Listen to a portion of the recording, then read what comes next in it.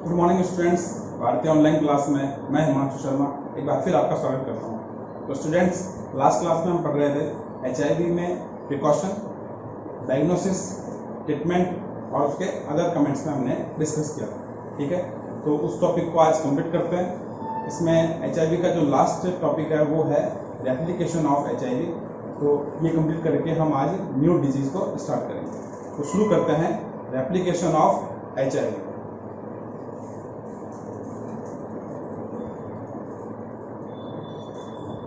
Replication of HIV virus. Human immuno virus कैसे body में transmit होने के बाद में रेप्लिकेशन करता है, कैसे इन्फेक्शन जनरेट होता है, इसके बारे में हम आज डिस्कस कर रहे हैं।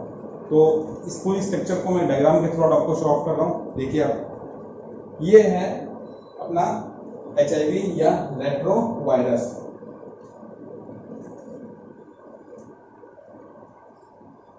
जो रेट्रोवायरस है उसका जो सेंट्रलाइज्ड न्यूक्लिक पार्ट है ये है RNA बेस्ड जेनेटिकल मटेरियल।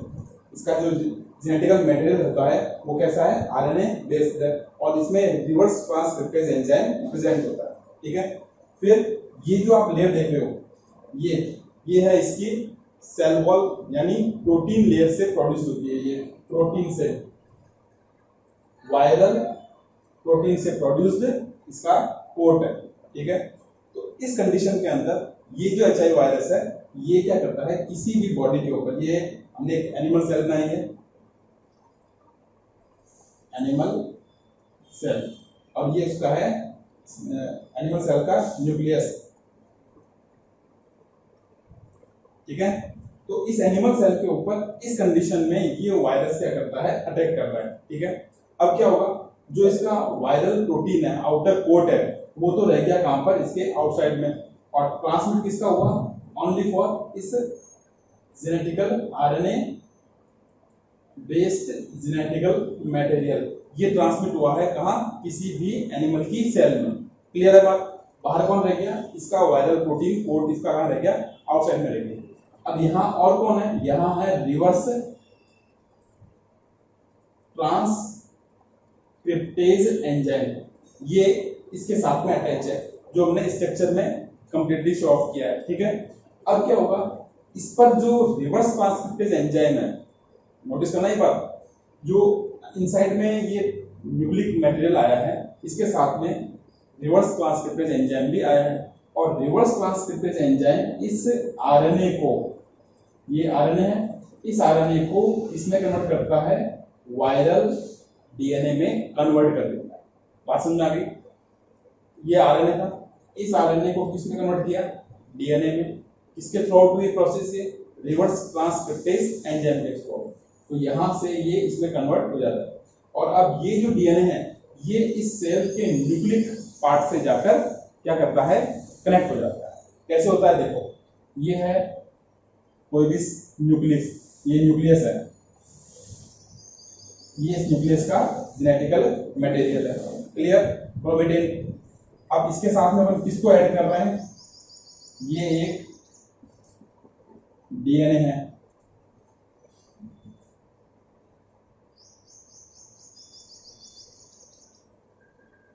ये एक वायरल DNA है। इसका रिजल्ट क्या होगा वो देखो,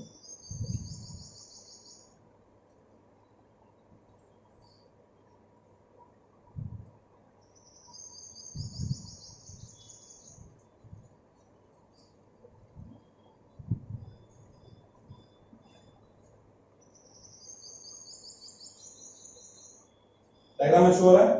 मींस ये बेसिक न्यूक्लियस था, इसके साथ में अगर इस DNA को ऐड करते हैं तो इस टाइप से हाइब्रिड DNA क्या होता है, प्रोड्यूस होता है। सेम कंडीशन, ये वायरल DNA था, ये वायरल DNA बेसिक न्यूक्लियस के साथ में अटैच होता है, और ये जब यहाँ अटैच हो गया, अटैच होते ही ये क्या बन गया, हाइब्रिड DNA बन गया। क्लियर है, और ये जब हाइब्रिड DNA सामने, तो ये तो कौन सा हो गया, वायरल DNA, और ये क्या हो गया, बेसिक DNA यानी एनिमल DNA हो गया, और इसको बोलते हैं हाइब्रिड DNA। इसको टोटल क्या बोलेंगे, हाइब्रिड डीएनए, ये हाइब्रिड न्यूक्लिक पार्ट, क्लियर। और अब ये हाइब्रिड न्यूक्लिक पार्ट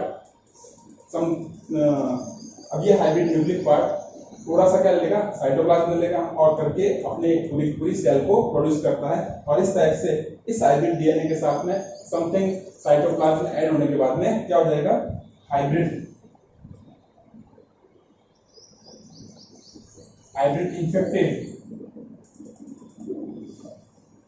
इन्फेक्टेड क्या होंगी, सेल्स प्रोड्यूसर, ठीक है। और ये सेल्स फिर बॉडी में ट्रांसमिट होती है, पूरी बॉडी के अंदर क्या करेगी, ये घूमती रहेगी और फिर क्या करेगा, न्यू ऑर्गन्स में न्यू सेल्स को करती रहेगी, ये इन्फेक्शन जनरेट करती है।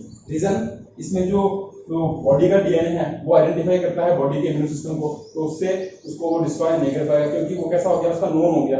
और ये कैसा हो गया, वायरल डीएनए, ये इन्फेक्टेड है तो ये ट्रांसमिट करता है डिजीज को। तो क्लियर है। तो इसी के थ्रू इसकी रेप्लिकेशन की प्रोसेस इस फॉलो चार्ट के थ्रू क्या होती है, कंप्लीट होती है। एक बार वापस में रिपीट कर रहा हूँ, देखिए कि एक्चुअल में क्या था, ये अपना रेट्रो वायरस या एचआईवी वायरस था, जिसमें जो न्यूक्लिक एसिड था, इसका जो न्यूक्लियस था वो है आरएनए बेस्ड है, साथ में कौन है, रिवर्स ट्रांसक्रिप्टेज एंजाइम्स पर प्रेजेंट। इस कंडीशन के अंदर ये किसी एनिमल सेल पर क्या करता है, अटैक करता है, और जैसे इसमें ट्रांसमिट होता है, ट्रांसमिट होने पर उसका जो वायरल प्रोटीन का कोट है, जो इसकी लेयर है, वो तो रह गई आउटसाइड, और इनसाइड में ट्रांसमिट कौन हुआ, इसका ओनली वायरल, इसका आरएनए, ये ट्रांसमिट हो गया। और साथ में कौन आ गया, रिवर्स ट्रांसक्रिप्टेज एंजाइम। अब ये रिवर्स ट्रांसक्रिप्टेज एंजाइम के थ्रू आउट आरएनए क्या करता है, डीएनए को प्रोड्यूस करता है। जैसे ही आरएनए से डीएनए प्रोड्यूस होता है तो वो वायरल डीएनए सेल के न्यूक्लियस के साथ में अटैच होकर एक हाइब्रिड न्यूक्लियस को प्रोड्यूस करता है, और ये hybrid nucleus new viral product बनाता है, जो पूरी बॉडी के अंदर डिस्ट्रीब्यूट होकर क्या करती है, इन्फेक्शन को जनरेट करती है। यहाँ जो नोटिस करने की जो मेन पॉइंट है वो ये है कि जो वायरल आरएनए है, यानी वायरल आरएनए किस में कन्वर्ट हुआ, डीएनए में। वो क्यों हुआ, क्योंकि बॉडी का इम्यूनो सिस्टम क्या करेगा, किसी भी जो एब्रॉड एंटीजन है या एब्रॉड पार्ट है उसको क्या करेगा, डिस्ट्रॉय करेगा। और यहाँ सेल्फ न्यूक्लियस के साथ में अटैच होने पर वो नोन हो गया, क्योंकि बॉडी का जो डीएनए हाफ पार्ट वो है और हाफ पार्ट कौन है, वायरल डीएनए। तो यहाँ वायरल डीएनए जो बॉडी का था उसकी प्रेजेंटेशन के कारण इम्यूनो सिस्टम उसको नोन मानता है, और नोन मानने पर उसको डिस्ट्रॉय नहीं कर रहा, और ऐसे केस के अंदर धीरे धीरे क्या हो जाएगा, इसकी सेल्स की क्वांटिटी हायर होगी और इन्फेक्शन हाई हो जाता है। तो ये था इसका रेप्लिकेशन। आई थिंक आपको क्लियर हो गया होगा। अब शुरू करते हैं next disease.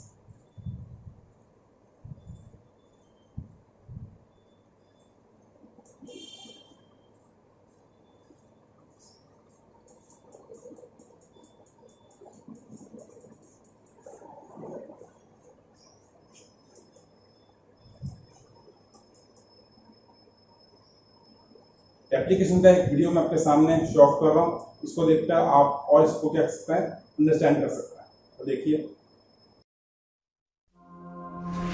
Targeting HIV replication. The replication of HIV-1 is a multi-stage process.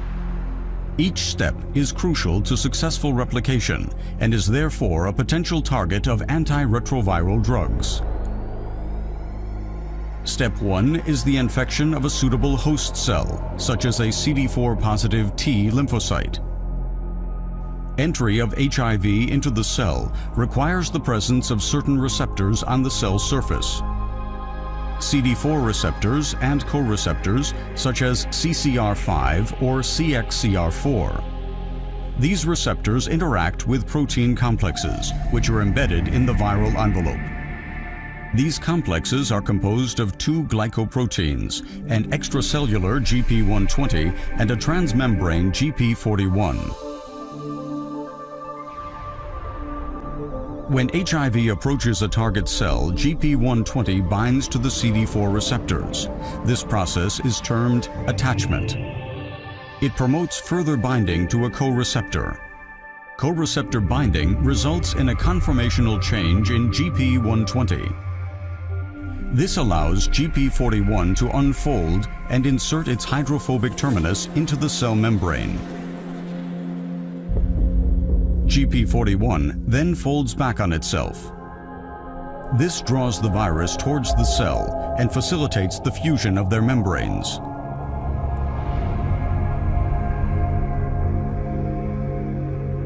The viral nucleocapsid enters the host cell and breaks open, releasing 2 viral RNA strands and 3 essential replication enzymes: integrase, protease, and reverse transcriptase. Reverse transcriptase begins the reverse transcription of viral RNA. It has 2 catalytic domains: the ribonuclease H active site and the polymerase active site. Here, single-stranded viral RNA is transcribed into an RNA-DNA double helix. Ribonuclease H breaks down the RNA. The polymerase then completes the remaining DNA strand to form a DNA double helix. Now, integrase goes into action. It cleaves a dinucleotide from each 3' end of the DNA, creating 2 sticky ends. Integrase then transfers the DNA into the cell nucleus and facilitates its integration into the host cell genome. The host cell genome now contains the genetic information of HIV. Activation of the cell induces transcription of proviral DNA into messenger RNA. The viral messenger RNA migrates into the cytoplasm, where building blocks for a new virus are synthesized. Some of them have to be processed by the viral protease. Protease cleaves longer proteins into smaller core proteins. This step is crucial to create an infectious virus. 2 viral RNA strands and the replication enzymes then come together and core proteins assemble around them, forming the capsid. This immature viral particle leaves the cell, acquiring a new envelope of host and viral proteins. The virus matures and becomes ready to infect other cells. HIV replicates billions of times per day, destroying the host's immune cells and eventually causing disease progression. Drugs which interfere with the key steps of viral replication can stop this fatal process. Entry into the host cell can be blocked by fusion inhibitors, for example. Inhibition of reverse transcriptase by nucleoside inhibitors or by non-nucleoside reverse transcriptase inhibitors is part of standard antiretroviral regimens. The action of integrase can be blocked.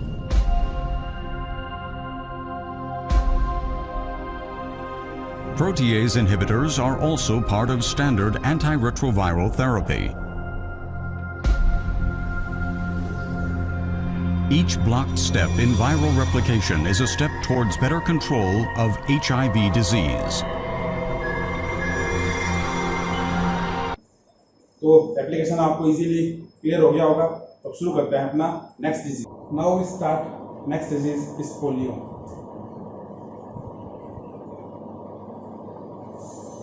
Polio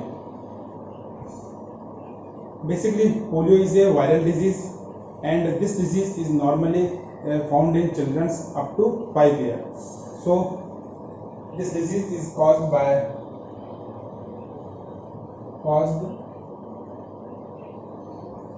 polio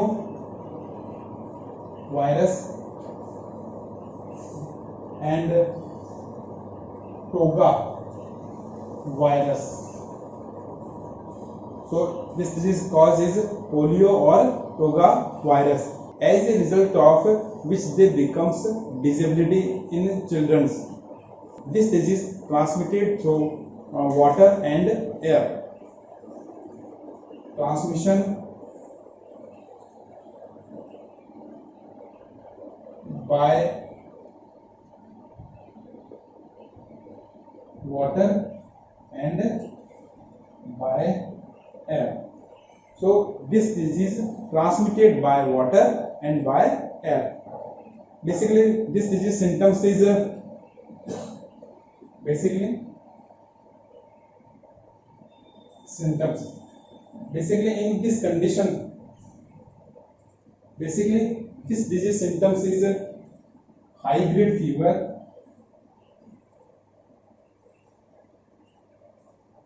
coughing and flu, vomiting and motion. It's a basic symptom of this disease. Patient find himself unable to move his limbs. Many times the bacteria enter in the brain and spinal cord, and that condition, as a result of that condition, child feels tension and stress in the body, and his respiration rate is very low. So at this time is very typical condition of children. तो when जब virus brain और spinal cord में entry करता है तो उसके effect से babies के अंदर टेंशन है, उसकी बॉडीज में टेंशन और स्ट्रेस जनरेट होता है, जिसके throughout breathing rate weak हो जाएगी और टिपिकल कंडीशन जनरेट होती है। तो ये इस डिजीज का, इस वायरस का इफेक्ट था। अब स्टार्ट करते हैं इसका प्रिकॉशन।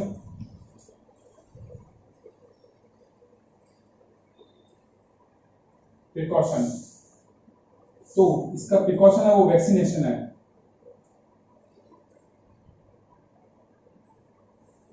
इसके ऑपोजिट अगर वैक्सीनेशन है तो ही इसका प्रिकॉशन है, अदरवाइज इसका प्रिकॉशन नहीं हो रहा। तो 1952 में जोनास साल्क, इन 1952 में जोनास साल्क, ये यूएसए के साइंटिस्ट है, इन्होंने सबसे पहले इसके लिए वैक्सीनेशन प्रोड्यूस की थी। तो ये बाय इंजेक्शन के थ्रू आउट लिम्स में इसको इंजेक्ट करवाया जाता था। बट 1955 में एल्बर्ट ने इसके लिए सबसे पहले ओपीवी मेडिसिन स्टार्ट की। OPV means oral polio vaccine, oral polio vaccine starting की थी सबसे पहले एल्बर्ट ने यूएसए में, और आजकल सभी बच्चों को इसी टाइप का ओरल डोज ही अवेलेबल करवाया जाता है। और इसका जो डोज है, ओरल पोलियो वैक्सीनेशन है इसका, तो ये डोज आफ्टर बर्थ के 1 ईयर में, बर्थ के 1 ईयर ड्यूरेशन के अंदर 1 मंथ के गैप पर 3 टाइम इसको डोज, ओरल डोज कंपल्सरी होती है। इसके वैक्सीनेशन के लिए चिल्ड्रंस के अंदर बर्थ के बाद में 3 डोज हर 1 मंथ के गैप पर इसको अवेलेबल करवाना चाहिए। लेकिन एक जो अच्छी बात है वो ये है कि 27 मार्च 2014 में WHO वर्ल्ड हेल्थ ऑर्गेनाइजेशन ने 2014 में इंडिया को पोलियो फ्री कंट्री डिक्लेयर कर दिया। मीन्स 2014 के बाद में एक भी पोलियो पेशेंट, एक भी पोलियो बेबी यहाँ पर जनरेट शो ऑफ नहीं हुआ। तो ये बहुत अच्छी बात है कि बेबीज में इस डिजीज से पूरी तरह से क्या हो गया, रिकॉर्ड हो गया। तो ये एक बहुत अच्छी न्यूज है। ठीक है, अब शुरू करते हैं नेक्स्ट डिजीज।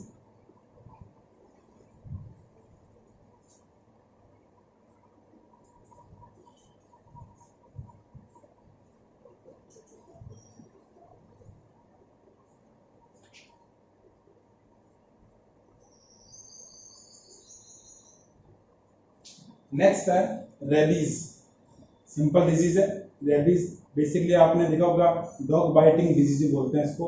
मीन्स कोई भी डॉग अगर बाइट कर लेता है, मेड डॉग, तो उस कंडीशन में इस डिजीज के चांसेस थोड़े होते हैं। बट ये डिजीज केवल डॉग के बाइट करने से नहीं हो रहा।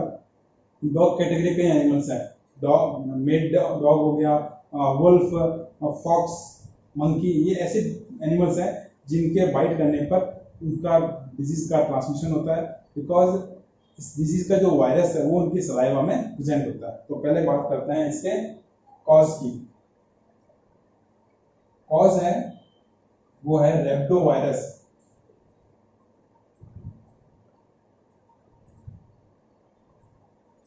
और ट्रांसमिशन, जो इसका ट्रांसमिशन या इन्फेक्शन होता है वो male dogs, wolf, fox, monkey, cat इन एनिमल्स के बाइट करने पर होता है, क्योंकि ये रैप्टो वायरस इनकी सलाइवा में प्रेजेंट होता है। तो ये बेसिक चीज है। तो इस डिजीज के सिम्टम शो ऑफ होने पर डेथ की कंडीशन पॉसिबिलिटी बहुत हाई हो जाती है। रैप्टो वायरस जिस डिजीज को जनरेट करता है तो उसके सिम्टम्स के बेसिस के ऊपर है, इसको हाइड्रोफोबिया भी कहते हैं। Hydrophobia, hydrophobia means fear of water. Fear of water means water के से फियर जनरेट होता है। मीन्स इस डिजीज में पेशेंट को वाटर से फियर होने लगता है। ठीक है, अब बात करते हैं इसके सिम्टम्स की।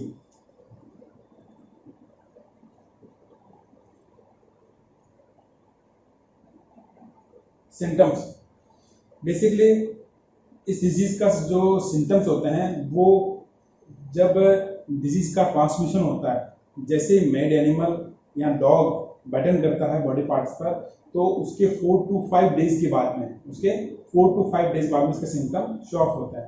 सिम्टम्स में जहां डॉग ने बाइट किया है वहां पर वुंड और वहां पर स्वेलिंग शो ऑफ होने लगती है। उसके बाद में वहां पर पैनिक स्टार्ट हो जाता है। और जब भी पेशेंट कोई भी लिक्विड यूज करता है तो लिक्विड यूज करते हैं उसमें टेंशन और स्ट्रेस जनरेट होता है। ठीक है, फिर ऐसी कंडीशन में पेशेंट किसी को भी अपने नियर बाय नहीं आने दे रहा, वो उससे अग्रेसिव उसका बिहेव जनरेट होता है। उसके माउथ से रेगुलर फोम सेक्रेट होता है और वाटर से बहुत हाई मतलब उसको फियर जनरेट होता है।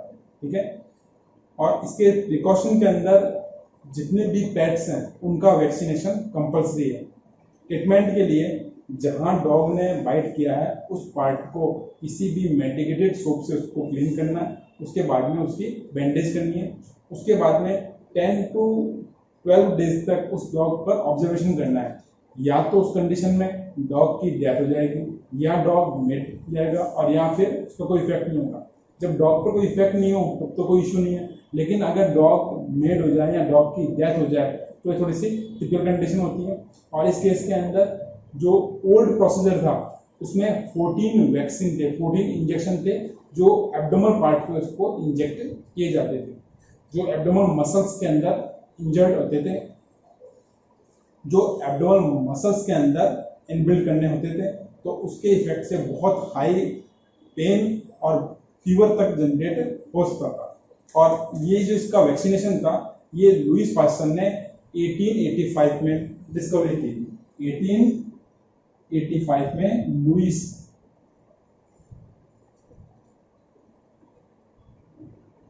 पास्चर ने इसकी डिस्कवरी की थी।